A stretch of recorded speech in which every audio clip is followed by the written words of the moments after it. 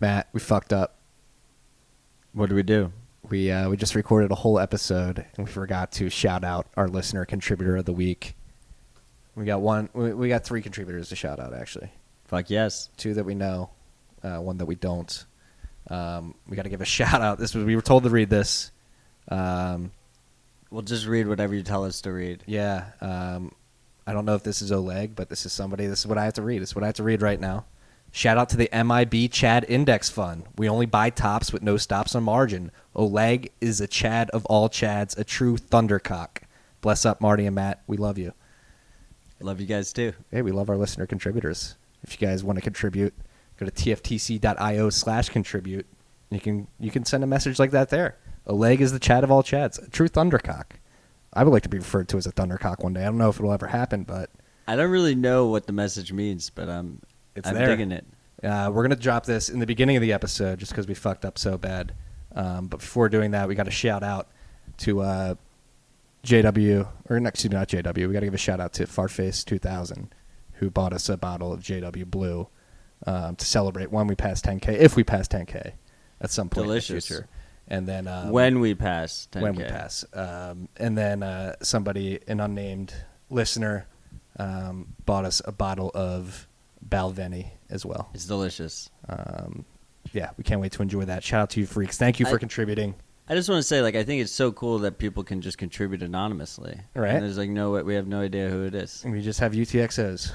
We're not following them. We're not a chain analysis company. No, we're not. Yeah, but coin join before you send them to us. Definitely send it straight from Wasabi. Don't even think about sending it from your exchange or account. Lightning. Yeah. Yeah. Thank you for you freaks for contributing. If any of you freaks want to contribute by buying a bottle of whiskey, just throwing us a donation, or buying a shout out, do so at tftc.io/contribute. Enjoy this riff we just ripped. What is up, freaks? It's your boy Marty Bent here on a gloomy Thursday, back in the studio with our boy Matt Odell for another episode of Rabbit Hole Recap. Matt, what's going on? How's it going, guys? It's going good. Good week. We just pumped over 9K there for a little bit, for half a minute, I believe. You're like the only person in the world who caught it. Yeah.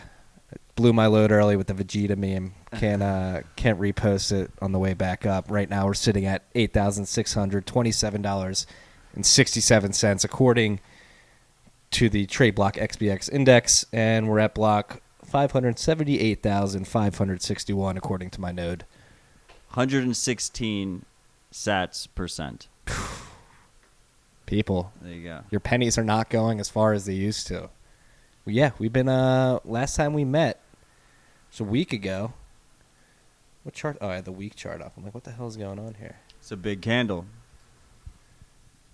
Not the 1 hour. Bitcoin's volatile again. It's beautiful. It is volatile again. Last time we met on the 23rd, we were at hovering around 8,000. Volatility's back. Before we get into the news topics, there's a lot of drama this week. Probably won't dive into the drama. It's not even worth it. This episode of Tales from the Crypt, a Rabbit Hole Recap, was brought to you by Unchained Capital. You freaks know all about their vault service already. They're helping you secure your Bitcoin in their 2 of 3 multi-sig vaults. You can use your Trezor, your Ledger, and Electrum, I believe, as well. Ideally use the hardware wallets, and you have Unchained there as a second signer to a 2 of 3 multi-sig if you need them, and they're working on ways to get more creative with their multi-sig if you guys have businesses and stuff like that and you have unique key schemes that you want to use. They're gonna help you out moving forward. Right now, if you sign up by going to www.unchained-capital.com/vaults and you sign up, you're gonna get 3 free months of Seyfedun Moose's The Bitcoin Standard Research Bulletin. Very high quality publication there. Again, www.unchained-capital.com/vaults. This episode is also sponsored by the Cash App. You freaks know all about them. The first P2P finance app to offer Bitcoin selling on their, P2P payments app to offer Bitcoin buying on their platform. They're number 1 finance app in the App Store for the last 2 years. They're helping us stack sats, and they also have this boost program, which I use every day. You get a card, you get to personalize it, put your signature, put a little Bitcoin there, put a little in the Fed, whatever. You can get creative with it. Doesn't really matter. Whatever you want to do. Download the Cash App today at your local app store and start using the Boost program, saving money, stacking sats. Hopefully they implement sats back in the future. At your local app store. Yeah. There's like 2. And F-Droid. Yeah. It depends where you are, what device you're using.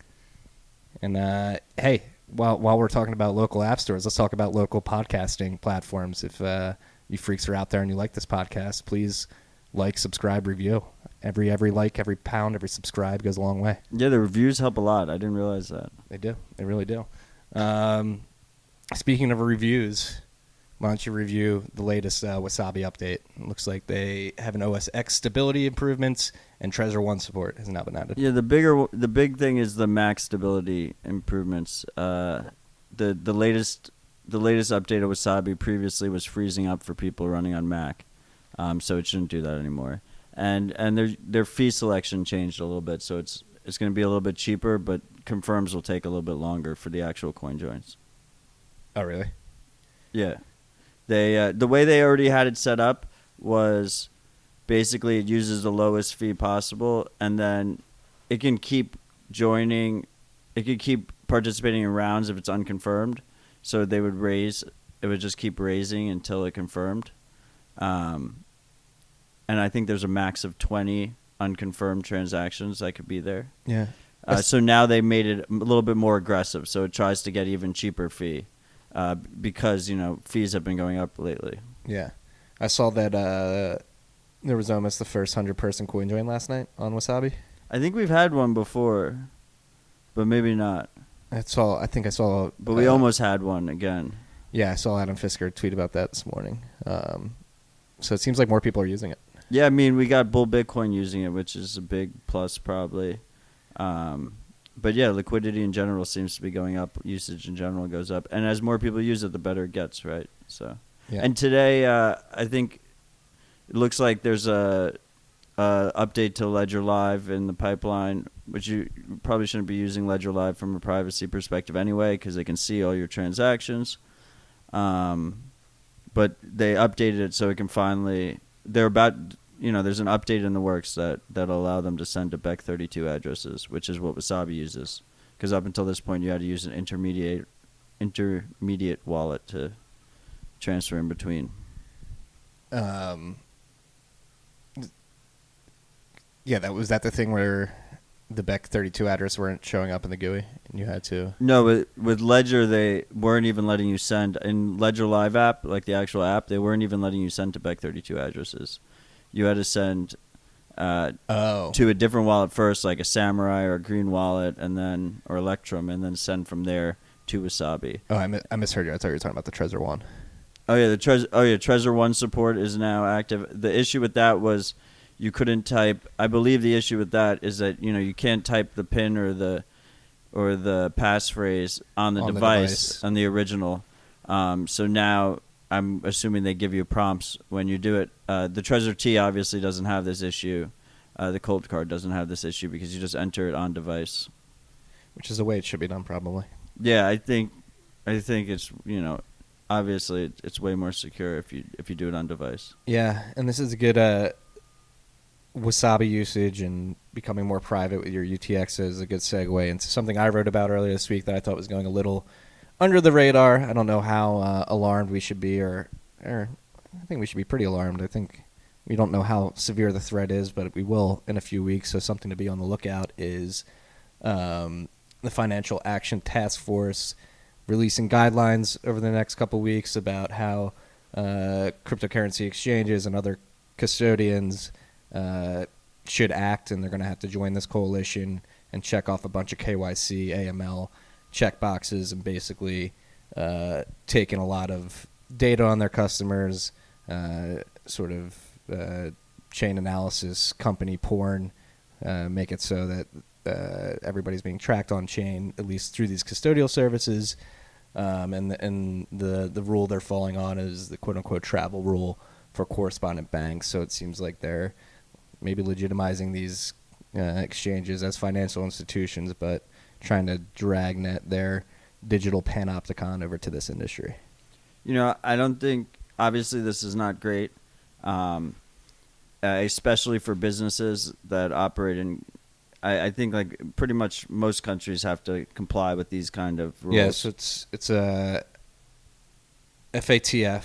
I keep messing. It's an awkward alphabet soup acronym. FATF, Financial Action Task Force, is a coalition of 38 countries. I believe it was started in France. I'm pretty sure they're unelected officials who are just writing these draconian laws on people. Yeah. So anyway, it's not great. Preferred wouldn't be happening. But even if it does, like, you should have just assumed that this was going to happen anyway. I think this is the natural end game. And so Bitcoin will go through like an intermediate phase where it'll be harder to get, harder to use in a lot of ways because of draconian regulations, and then it'll emerge pretty much relatively unscathed from it because that's how it's designed. It's designed to not give fucks about this. Is this the beginnings of the potential for a bifurcated market for UTXOs? Those which are quote-unquote tainted on the regulated exchanges and those which are not? No, I mean, I don't think that we shouldn't, just assume that using Bitcoin privately is an illegal action. And I feel like the more we, just because it's possible for them to do it doesn't mean we should even consider it, because it's just a ridiculous concept. Like, if everyone has easy access to coin joins now. You can mix relatively easy through Wasabi. If you try and ban with usage, as usage grows, which it is growing, if you try and ban transactions with coin join history, you're just basically banning self-custody altogether. It's like if they just ban Bitcoin. Yeah, they can ban Bitcoin, right? But the whole point is, if banning Bitcoin is an effective way of destroying Bitcoin, then Bitcoin shouldn't have any value anyway in the first place. All right. Just going to have to take these hurdles on head first. And like I said, the title of that Ben in particular is "The Battle is Well Underway." So yeah, just be prepared for this stuff. It's going to be tumultuous. It's going to be a little awkward. It's going to be, you're going to have to stand up and say, hey, no, we want to defend this right to transact in private and have financial freedom at the end of the day. Your government is probably going to make you disclose addresses, disclose ownership amounts, and so you're gonna, that's gonna be really hard to enforce, and it'll be harder to enforce on an individual basis if you learn to use Bitcoin privately today, before any of those kind of onerous regulations come to pass. No, this highlights another thing that we harp on, is that it's better to get on this stuff earlier rather than later. And yes, start today when you don't necessarily think you need it, and you'll be very happy when you do need it at some point in the future. This goes into something else. This is going to be a segue for something. I missed the segue. It's the worst type of segue. I know. I missed the segue. I'm sorry, freaks. Here's a segue. To help combat this, we need to make Bitcoin as decentralized as possible. And a couple days ago, Brian Bishop, this dude Gleb's last name's escaping me, Peter Woola, Greg Maxwell, and a couple other cryptographers released a proposal for Relay, which is a proposal for a different type of transaction relay network between nodes, and this would considerably decrease the bandwidth needed to relay transactions between nodes. So by a shit ton. So if you go, I wrote about it the other day. If you go to the paper, and this is basically on their test with the variables and the parameters that they set in this test, which may not be exact when it hits the market, but is directionally very close.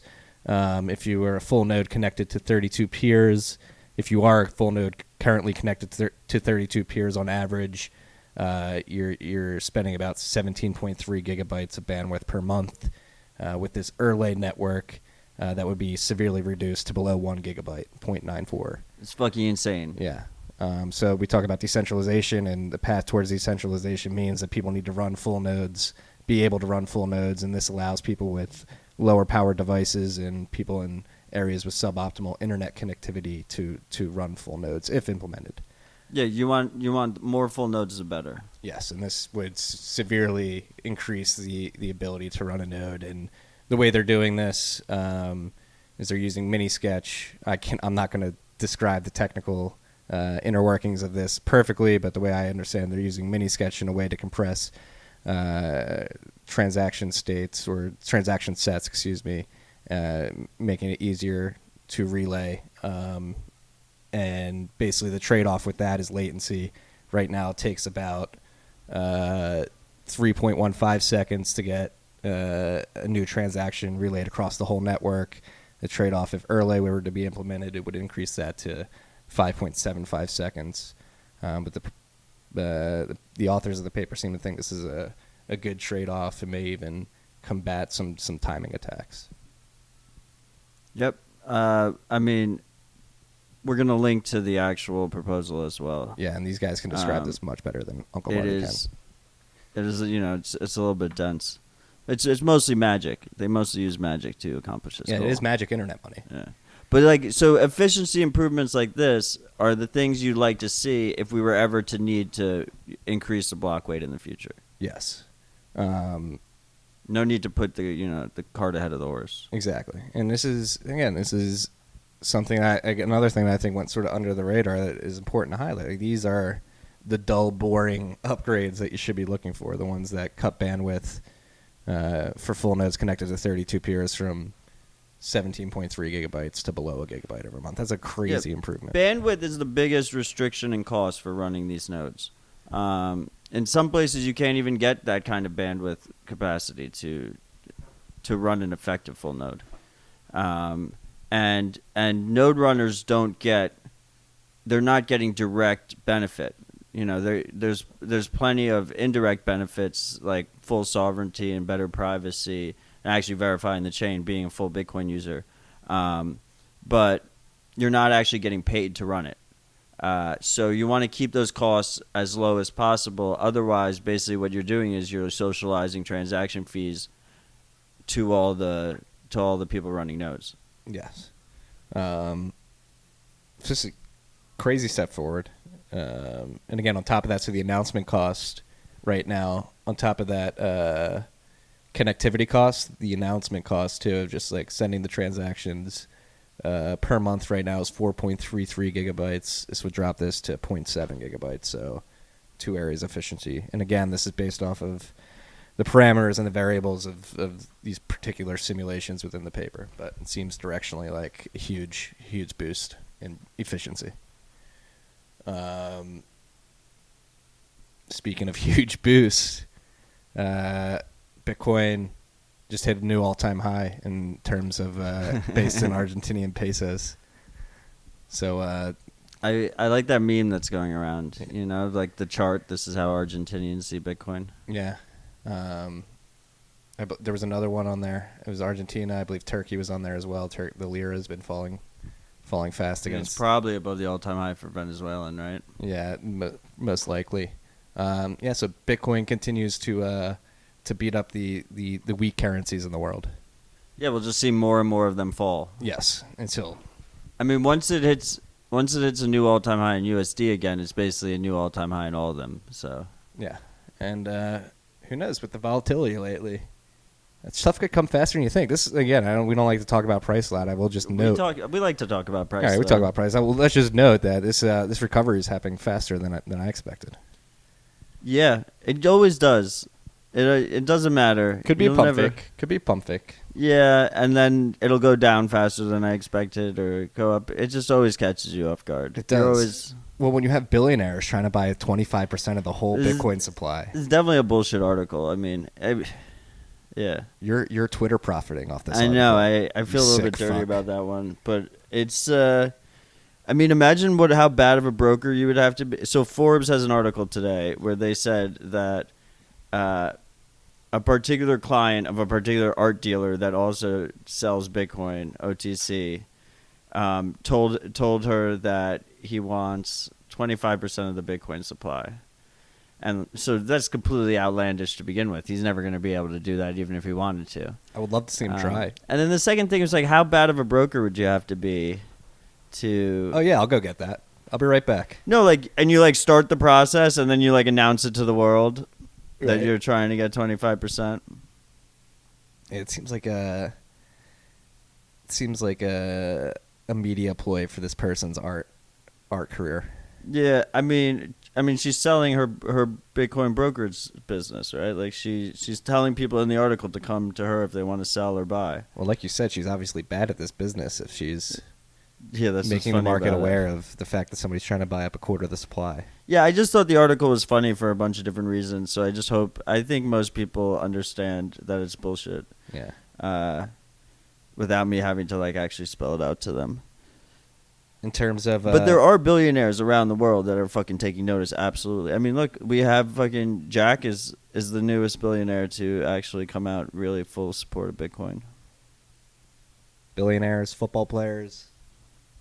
Matt Barkley was telling people to Bitcoin and chill earlier this week. Did you see Russell put up stickers in his locker room? He did. Shout out Crypto Graffiti for providing that qual meme game in the back of NFL press conferences. Yeah, slowly but surely, the virus spreads, as Pomp says.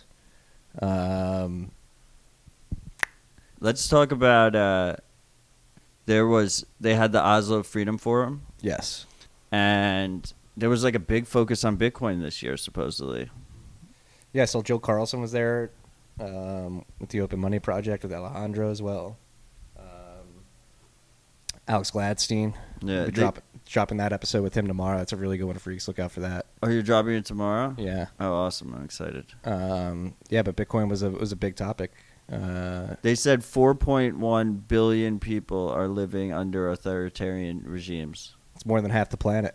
Yeah, that's pretty crazy. And people say Bitcoin doesn't have a use case. Fucking ridiculous. What's the definition of an authoritarian regime? And they did include America there. They did? They didn't. Oh. No. It was like they had China there. I think they had Russia on it. There's a map with it. They like redded states. Yeah, that's a lot of people owning not owning Bitcoin, but under authoritarian regimes who probably should own Bitcoin. That's pretty crazy. Before things get too desperate there. Another thing, like China in the news, like the trade wars are starting to heat up, still heating up, starting to heat up. They've been heating up. They're boiling. Haven't been following the yuan to Bitcoin charts too closely this week, but it seems like Trump was in Japan. He went to the sumo wrestling event with Shinzo Abe, and it seemed like a very, very big posturing event for the U.S. and Japan against China. So it's big dick flexing when you know these geopolitical sort of dick flexing pageantry stuff. That one was a big one in my mind because the Japanese-Chinese relationship isn't the best. And Yeah, that's an understatement. yeah. And Trump doing that's definitely a sign of like, hey, we're partnering with your enemy. Yeah, I mean, you don't have to look at the yuan charts. It's the same charts anyway. I mean, I like that narrative that the trade war has been pushing up the price. If I was a Chinese person, I would be absolutely going whole hog into Bitcoin. But, I mean, I'm an American person, and I'm doing that anyway, right? So, Well, Eric Meltzer, he said he was in Beijing this week, and a lot of people are talking about stacking sats, hashtag stacking sats in particular in Beijing. it transcends cultural borders. Hey, that's what we do here. We don't care about culture. We do care about culture. We let stacking sats fly. There you go. The other thing I wanted to talk about was the defend crypto bullshit that's going on. Oh, let's spend some time on this. This kin kick bullshit. Kin kick bullshit. Defendcrypto.com if you want to go help. No, it's .org. .org, excuse me. If you want to go. But don't go to it. Don't go to it. So let's talk about it. A lot of people, there's a bifurcation in the quote-unquote crypto world, definitely not a bifurcation in the Bitcoin world, of whether or not to support Kick's court case against the SEC. Basically, Wait, so what's Kick, first of all? it's an app. It's like a WhatsApp competitor. It's like a WhatsApp competitor. They basically were a company that was dying and they decided to launch an ICO. They raised $100 million, I believe. And I think like Union Square Ventures was already an investor in Kick to begin Yes, with. Fred Wilson, Right. Big token guy. big token guy. So then they raised a $100 million ICO for their Kin token. The Kin token is used in Kick to buy like themes and shit. Yes, and if you look at, apparently it's the number one used blockchain in the world. Right, he had the nerve to say that. Yes, He had the nerve to say that to me on fucking And Twitter. is it run on Stellar right now or an He said ERC-20 the token? most used cryptocurrency in the world is his token Kin. And he's getting his ass handed to him by the U.S. government.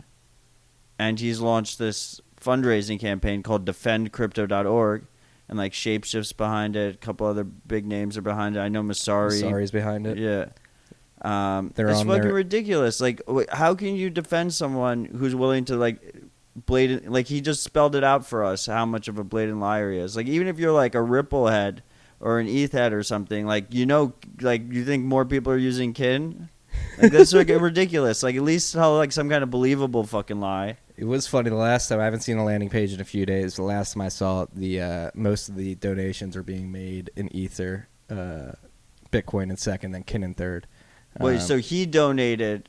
So they took part of their $100 million ICO.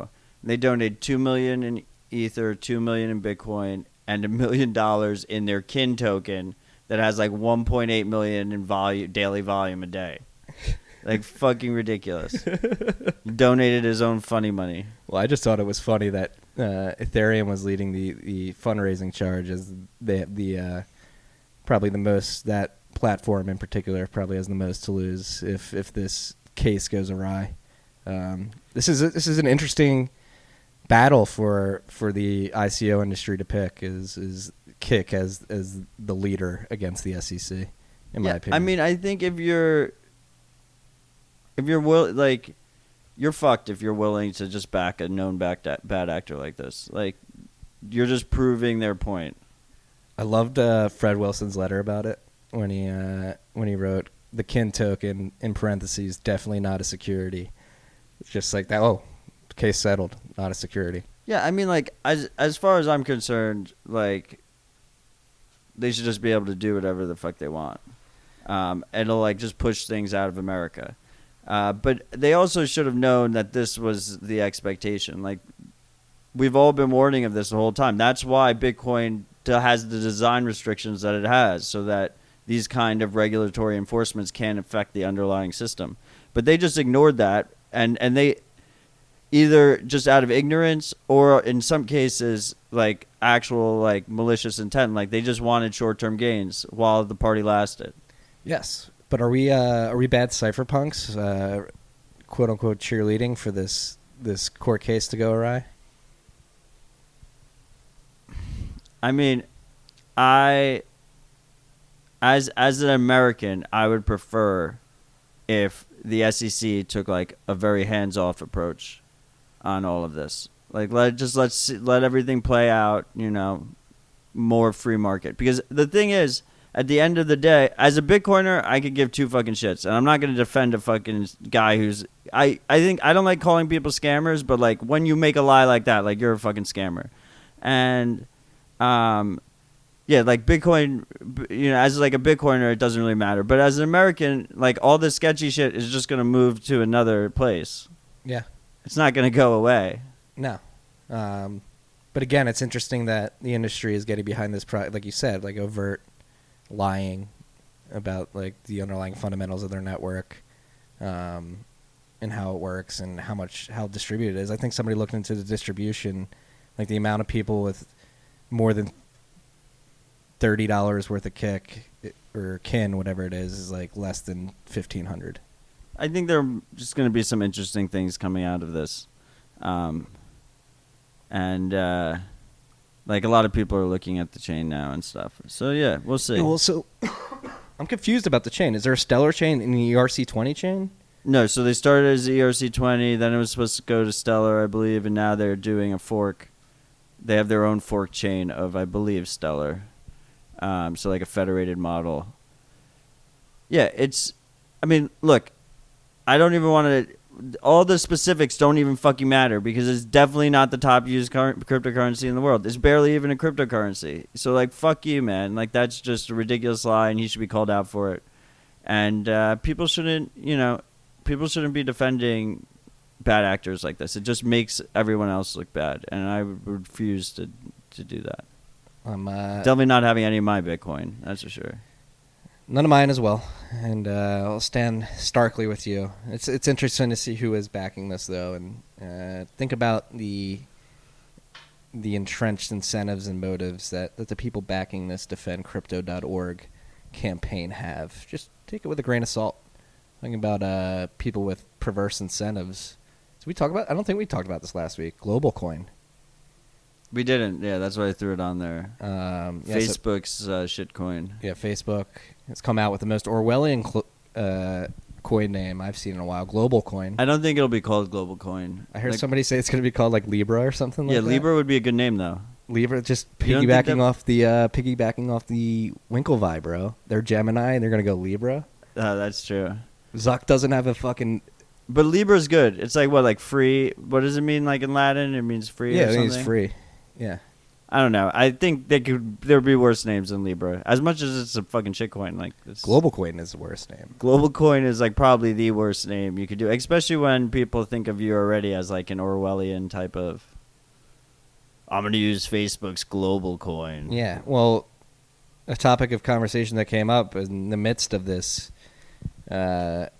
Libra/Global Coin announcement is that Facebook was helping sort of censor, post, and denying access to people in some countries a couple weeks ago when the authoritarian regime asked Zuck to cut off access. And just think about what's going to happen to your Libra or Global Coin when you make a transaction that Mr. Zuckerberg does not approve of. Yeah, I mean, it obviously doesn't compete with Bitcoin. You know, like it competes with like PayPal and stuff like that. Could this be the AOL of quote unquote blockchain adoption, where people get sort of incepted with the idea of the internet via AOL and then move to the free internet? Is this the same with Global Coin? Well, they'll get inundated with that and they'll be like, "Oh, this sucks. I'm going to go use Bitcoin." I don't know. It depends. It depends how Facebook does it. You know, if you put a Bitcoin and Libra wallet in every single WhatsApp, like they could quickly become like one of the biggest Bitcoin wallet companies. It'd be fucking horrible. The most used cryptocurrency in the world. It would be horrible, but they could also then use that as the launching point to be like one of the preeminent chain analysis companies in the world, because they already have your Facebook data, and then they just pair it with your Bitcoin address data. But then the alternative approach is the users may never see an address, and you just send Libra from one person to another, and at that point, it's really not red pilling anybody. It's just Venmo, some more Facebook. Venmo bullshit, yeah. Or like Snapcash. Remember Snapchat? I don't know if they still have it. I uninstalled it, but Snapchat used to have Snapcash. So you could send people cash through Snapchat. Like that doesn't red pill anyone. I mean, more so than they've already been digital payments. Yeah, used to that. I never used the Snapchat version either. Yeah, so we'll be following that as it progresses as well. We got a short list. We're already on our last topic. Yeah, I mean, this week was like kind of a slow week. Yeah, Memorial Day sort of calmed everybody down. Or not? It didn't definitely calm anybody down. There was fucking a shit ton of drama on Twitter. Maybe we'll touch on that later. But I first, prefer not to. But okay. Me either. But maybe we have to. Bitrefill and Async yesterday opened up a 1 Bitcoin channel between each other, which is the biggest channel to have opened up to this point. The Lightning Network has in its current implementation, its current specification, limit of 0.16777, etc. Bitcoin 60 million sats. Yeah. As a limit that you can open the channel. Async and Bitrefill made a custom specification themselves to allow for a 1 Bitcoin channel. They opened that in the 100 million sats. 100 million sats, and the sort of impetus for that was to allow Bitrefill customers using the Lightning Network to buy more at once. Which It doesn't really do that, because that's what it said in the Bitrefill blog, I'm pretty sure. I know. I mean, but they're like testing it out. But no one can really take advantage of it because no one else's channels to like Bitrefill or async are over 16 million sats, right? So you still can't route a payment through it like the average user can until the default gets removed. That's true. But it's still huge. It's still huge nonetheless, but it's mostly for routing in between the two of them. Yeah. We'll see if it says stable. Shout out to Sergey, John Carvalho, Justin Kermana, and team at Bitrefill, really pushing the edge. We don't know if Lightning Network's, I said I wrote about it on the event today, Lightning Network's further along than we thought it would be. Anybody that you talk to that's building or using the network, ourselves included, will openly admit it's got a lot more work to be done going forward than has been done up to this point, but stuff like this is promising, and we need more people pushing the edge like this, just fucking being completely reckless, making their own custom specification, and just proving like, hey, maybe if their node and their channel is working is working well for a long enough period, it'll convince the Lightning specification to get a little bit looser with the amount you can put in your channels. Yeah, I love this shit. Yeah. Just keep flexing, pushing the limit. Yeah. It's the best way to learn. It is. And, this brings us to our node. Moved up from number 46 to number 45 in terms of capacity. By number of channels, we're number 48. And the Thief, have we heard from him? Yeah, our fans node. He's a huge fan. You know, I've been talking to him through his email address that he posted up on the Stacking Sats at tutanoda.com. Has he been friendly? Does he think he'll ever give the node back, or is it? I think he plans to pass it to another fan so that it can just be fan run. That would be the Lightning node torch. There you go. But he's still reciprocating channels. It's growing. What's the minimum? Tor only. Minimum reciprocation to 2 million sats. 2 million sats. Yeah. So you can find that by going to but one. I guess we'll reciprocate. We'll reciprocate lower than that, like higher than 1 million. I guess the price has gone up since that limit. Yeah. I'll talk to him about it. No, it hasn't. If you guys open up a channel, you want to experiment with some Lightning Network payments, check out the Dime Bag. We're actually working on another iteration of the Dime Bag, another cool little gadget that'll be on there hopefully in the next couple of weeks to a month. So be on the lookout for that. Officially sold out of hats. There's no more Sub Freak Sats. The first batch, this very scarce batch, is sold out. There will never be any more of these trucker hats made. So if any of you freaks out there were able to get your hands on one, congrats. It's a very rare item. Hold on to it dearly until it shows up on Canal Street at some point in the future. Yeah, I mean that's we still have to figure out what kind of merch we're gonna go with next. We'll figure it out slowly but surely. No rush. We're only 35 minutes in. Is this going to be a 35-minute rabbit hole recap? No, it's definitely not going to be a 35-minute whole rabbit hole recap. So we're out of topics. Let's just let's riff on something you sent me earlier today. Rhys Wallet. They sent us a couple of free vouchers. They're a Canadian-based company, correct? Yeah, this is not sponsored content, but they sent us free vouchers. They're a Canadian-based company that lets you onboard onto Bitcoin without KYC. I guess you go to a store and you buy the voucher with cash, and then we actually tested out the voucher. Yeah, tested out the voucher. Simple. Imagine going to a Wawa or a Duane Reade or a convenience store that sells something like an Amazon gift card, an Apple iTunes gift card, whatever it is, and it would have these Rhys Wallet gift cards in certain denominations where it's 5, 25, 100. I'm not sure exactly how high it goes up to. I don't think it goes above 100, but I'm not sure. They sent us $25 cards. Yes, they sent us $25 cards. You download the app. Again, no KYC. It'll be connected to your phone, obviously, and your account on the App Store. But you can. There's literally no sign up. You scan it, and it's not a custodial wallet. They generate keys for you on your device. Yep. and then they send you Bitcoin for the equivalent amount, so it's like pegged to the dollar amount until you scan. And then you can just immediately send it away to a new wallet if you want. It's pretty crazy. Yeah. No, I scanned the PDF of the gift card. It happened in seconds, and I sent it to Trezor pretty seamlessly. It's fucking slick. It's a good app. They want to like put some education elements into it. And I guess like they're Canada only now, but I think they're trying to get into the US. So just something to keep an eye on. I think that's like a really easy way to onboard people.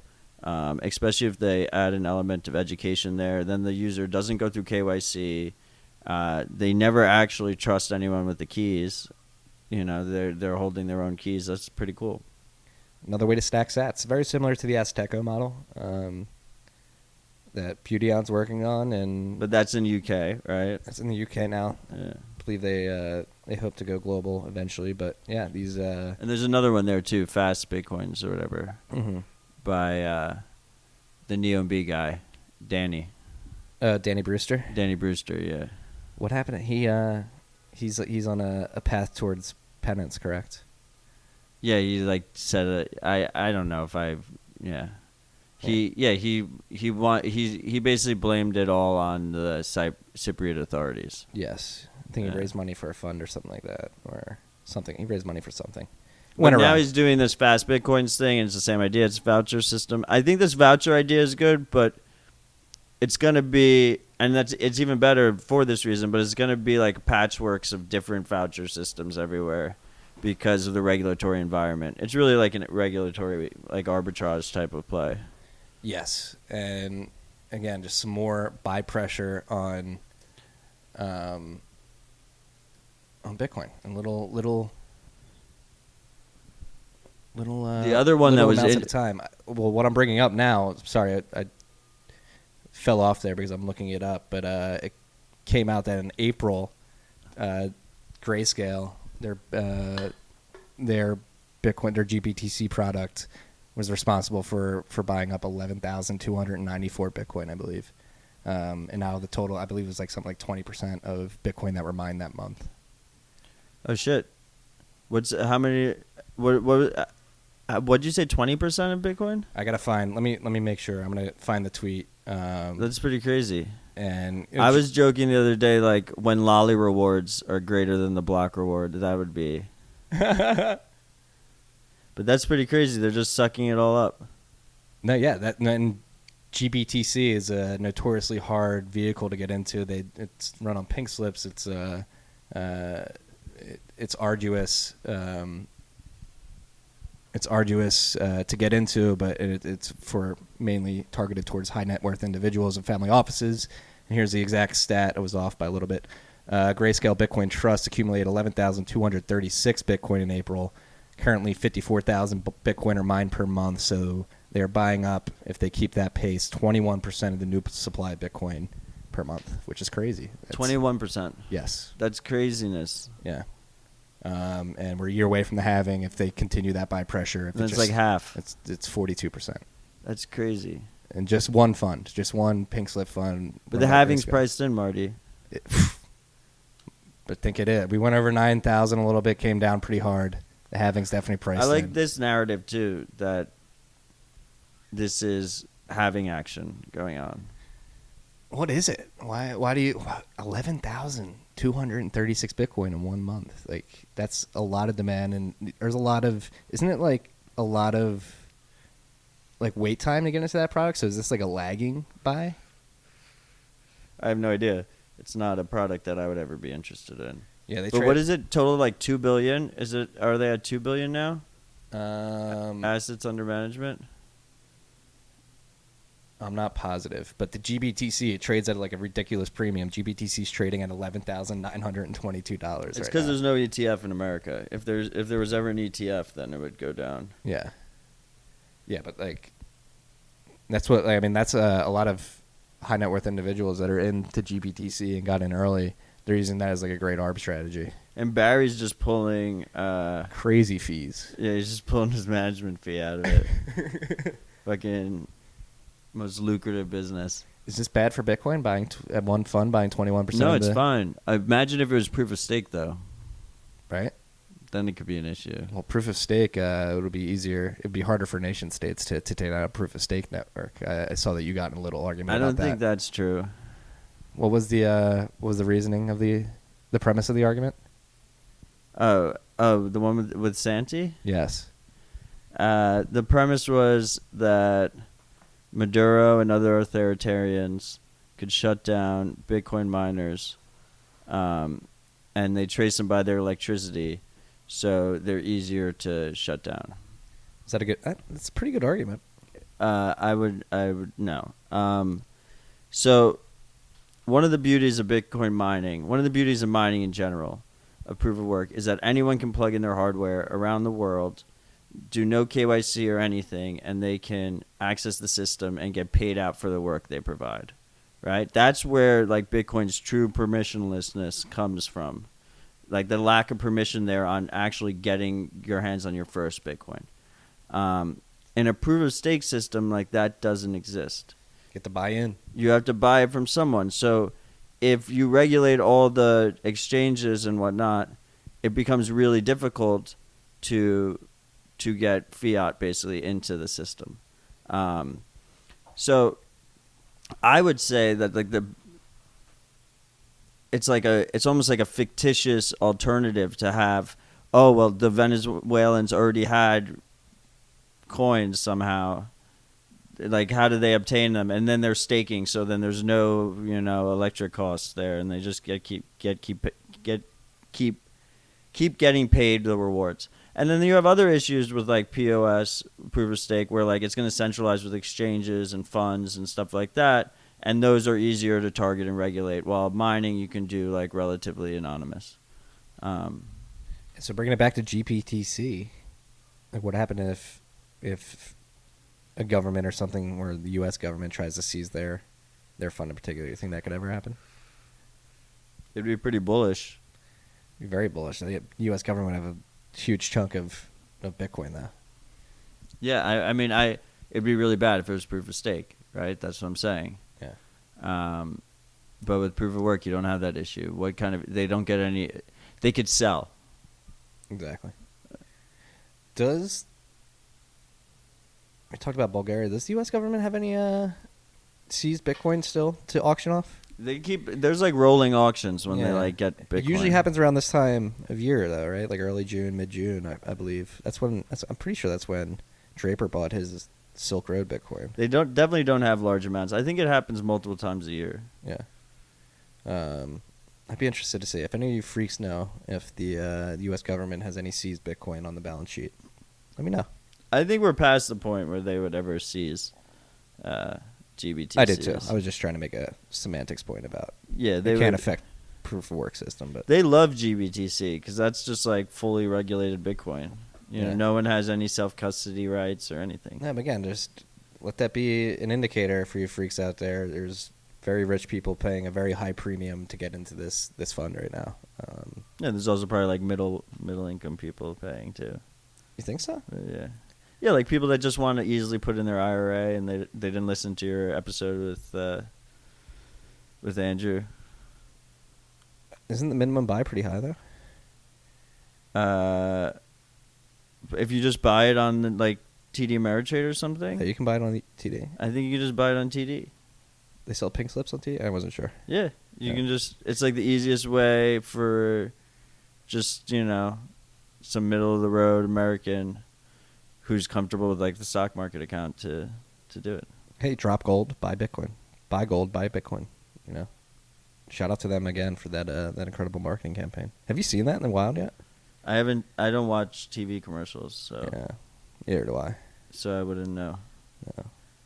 But they're targeting all the key channels like the CNBCs and the Foxes and stuff like that. I think it'll be a pretty good campaign. It's already been successful because it riled up all the gold guys. How do we think of mainstream media coverage of Bitcoin this time around as the Bitcoin price starts to pick up again? CNBC is tweeting about it more. I saw they just tweeted up Bitcoin last night. CNBC Fast Money, the Product Hunt tweeted it out. I'm worried. There was another CNBC segment earlier this week where somebody was lamenting that people need to sell their houses, sell their wives, sell their children, sell their dogs to buy Litecoin. Just be aware. Be aware of the sources of information you're taking in during these fanatic, euphoric periods of the price swings. Yeah, I mean, I think the coverage is more favorable in general, it seems. And that should become the case as Bitcoin gets more developed. It is a bit frustrating.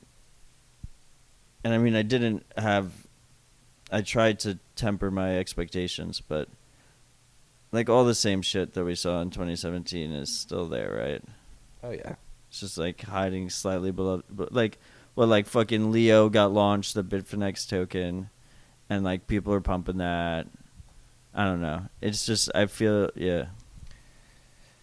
Seems like the animal spirits are riling up all across the markets. No Vegeta memes were released during the recording of this podcast. We're still below 9,000.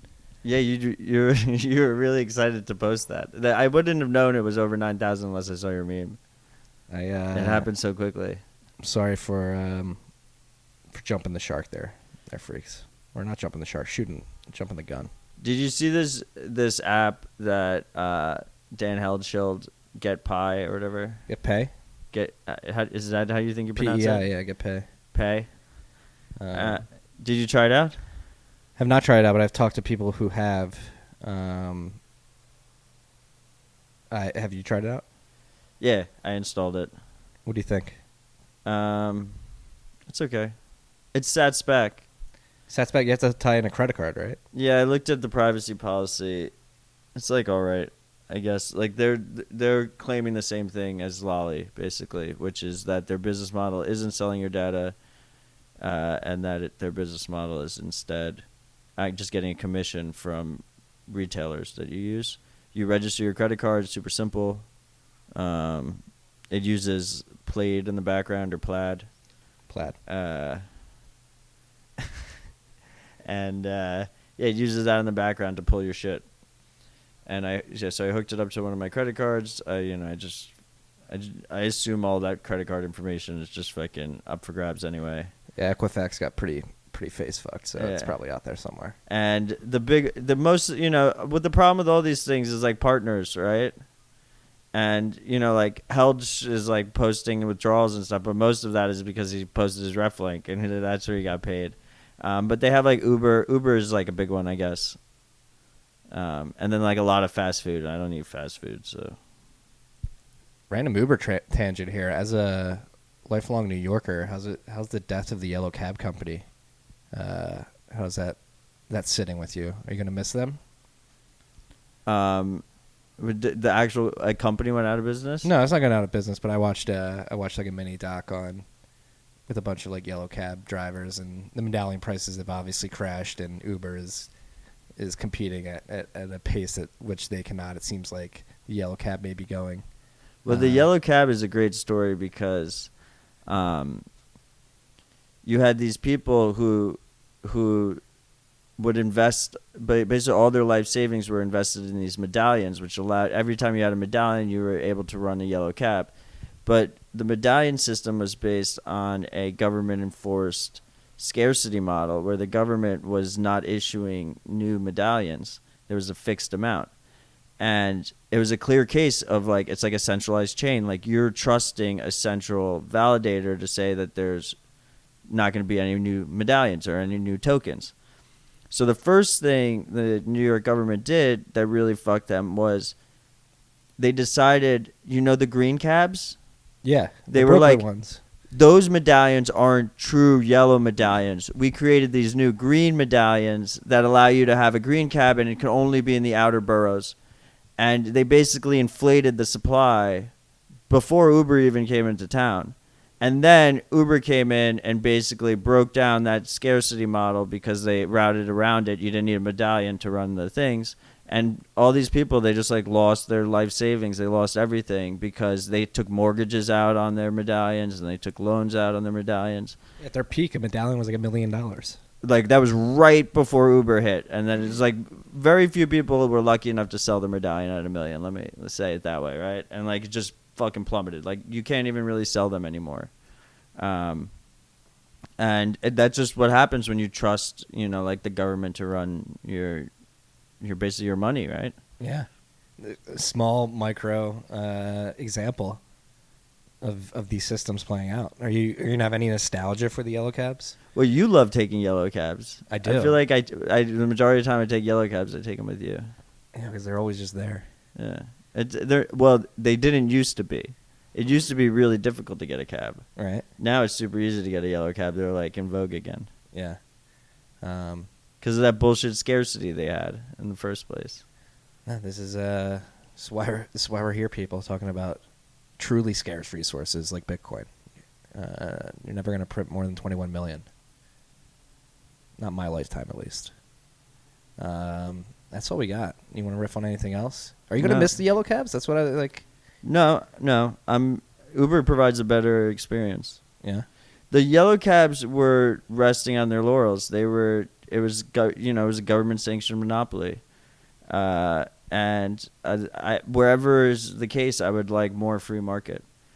So, hopefully Uber has some competitors that, they do kind of, right? But hopefully they have more competitors.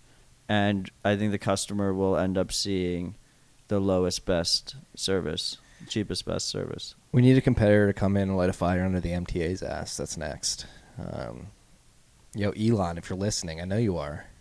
Get the Boring Company out here. We need some underground tunnels by private companies. Yeah, don't get your hopes up. I'm not. No, I think we wouldn't even let Bezos come to Queens. I can't imagine letting Elon come into Manhattan and doing his thing. I think that like in a city like New York, like how do you do subway costs and stuff with like the safety that you have nowadays? It's just super expensive. Everything's super expensive.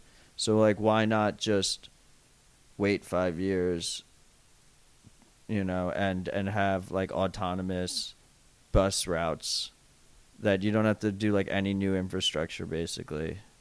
You could just do like Uber Pool but with like bigger Ubers. Yeah. We shall see. It seems so much cheaper. The landscape has changed a lot in the last. Watching that again, that mini doc. I think it was Vice. Just caught my eye. Colin Quinn did. I'm a big Colin Quinn fan. But that was interesting.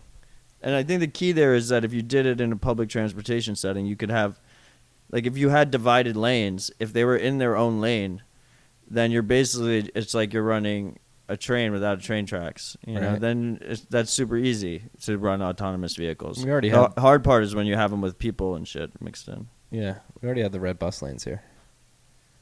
Yeah, all right, freaks. That's all we got this week. Peace and love. Stay humble, stack sats.